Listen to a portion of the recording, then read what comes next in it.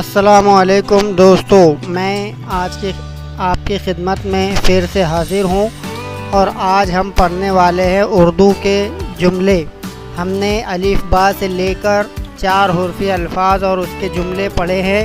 कुछ आसान जुमले भी हमने पढ़े हैं। तो अगर आपने उन वीडियोस को नहीं देखा है तो इस वीडियो के डिस्क्रिप्शन में हमने लिंक दी हुई है, आप उस लिंक पर जाकर देख सकते हैं। तो चलिए शुरू करते हैं। नाज बाग से फल लाई।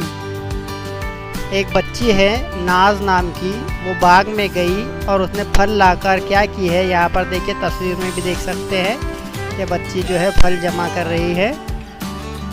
नाज आज बाग में गई।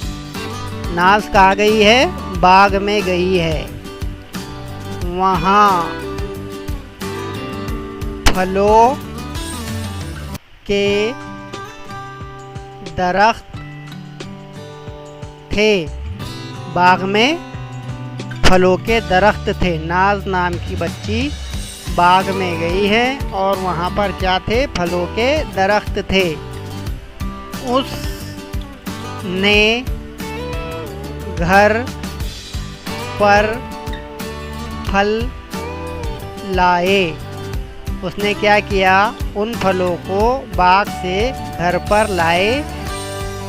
सब ने मिल कर फल खाए और घर पर फल लाने के बाद में उसके तमाम घर वालों के साथ मिलकर उसने फल खाए।